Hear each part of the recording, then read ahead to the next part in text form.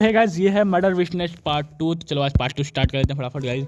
और चाबी तक था ना गाइस, उसके बाद देखते हैं a week after the incident of part 1। Hi Rocky, mummy ने बताया तुम घर आए थे। हाँ, लेकिन तुम सो रही थी इसलिए जगाए नहीं। कैसी हो अब तुम? ठीक ही हूँ, कल ही हॉस्पिटल से डिस्चार्ज हुई हूँ। घाव ज़्यादा गहरा नहीं है लेकिन ब्लड लॉस की वजह से कमजोरी है। भाई रुक जा 1 मिनट गाइस। तो बाय द वे थैंक्स, इस गेट वेल सून कार्ड के लिए भी और राखी से मेरी जान बचाने के लिए भी। इट्स ऑलराइट, मैंने सिर्फ तुम्हारी जान ही थोड़ी बचाई है, मैंने खुद को भी जेल जाने से बचाया है। अब सबको पता चल गया है कि नीतू का असली मर्डर में मैं नहीं बल्कि राखी है। हाँ माय गॉड, मैं कह रहा था गाइस, मुझे लगा ही था गाइस पार्ट 1 में साथ कुछ। अब नीति को भी जस्टिस मिल जाएगा। मुझे तो अभी भी यकीन नहीं हो रहा है कि राखी ने ऐसा सब क्यों किया।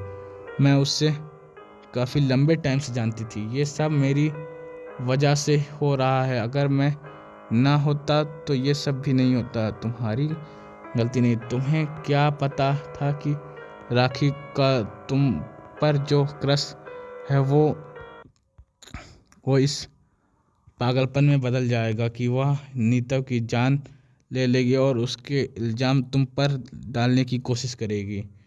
क्योंकि मैं ऑलरेडी नीतू के साथ रिलेशनशिप में था, मुझे लगा कि राखी समझ जाएगी और मूव ऑन कर जाएगी। मुझे नहीं पता था कि वो रिजेक्शन और जेलिसी की वजह से नीतू की जान ले लेगी, मुझे उसमें फंसाने की कोशिश करेगी। ओ माय गॉड गाइस, ये लव ट्रायंगल है गाइस, बहुत ही खतरनाक होता है। वाह माय गॉड, अब देखते हैं आगे क्या होता है गाइस। कितने फुल प्रूफ प्लान था ना उसका।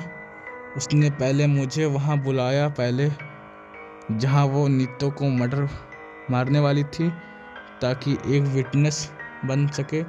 फिर उसने जानबूझकर तुम्हारे घर के वहाँ रास्ता चुना जहाँ सबसे ज़्यादा सीसीटीवी कैमरा था, ताकि पुलिस को लगे कि तुम मर्डर करने के बाद अपने घर भाग रहे हो। नीतू की डेथ के बाद जब वह मेरे घर आई थी तो मुझे लगा था कि वो सिंपैथी एक्सप्रेस करने आई है। अब पता चला कि वह मर्डर के टाइम पहने हुए कपड़े और मर्डर वेपन मेरे यहाँ छुपाने आई थी, ताकि जब पुलिस मेरे घर की तलाशी ले तो उन्हें उन सब मिले और मैं फंस जाऊं। लेकिन एक बात समझ में नहीं आई, उसने तुम्हें मारने की कोशिश क्यों की। जब उस दिन तुमने मुझे मैसेज किया तो मैंने राखी को इस बारे में बताया। उसे लगा होगा कि अगर मैंने और तुमने बात की तो कुछ ऐसा फैक्ट सामने आ सकता है जो शक को तुम पर से कम कर देगा। इसलिए वो यहाँ आई थी ताकि हम बात ना कर सकें। लेकिन जल्दबाजी में उन्हें नीतू के मर्डर सीन्स के बारे में कुछ ऐसा रिवील कर दिया जो मैंने उसे बताया ही नहीं था। अच्छा, तो उससे लगा होगा कि अब तुम्हारे शक उस पर जाएगा, तुम पुलिस को इन्फॉर्म कर दोगी। हाँ, और एक बार अगर पुलिस उसे इन्वेस्टिगेशन करने स्टार्ट करे कि तो उन्हें नीतू और उसके जेलसी और तुम पर जो उसका ऑप्शंस था उसके बारे में पता चल जाएगा। इसलिए उसने तुम्हें मारने की कोशिश की। हाँ, लेकिन तुम आ गए। जब मैंने उसे तुम्हारे घर की तरफ आते देखा तो मैं छुप गया था ताकि वो घबरा ना जाए।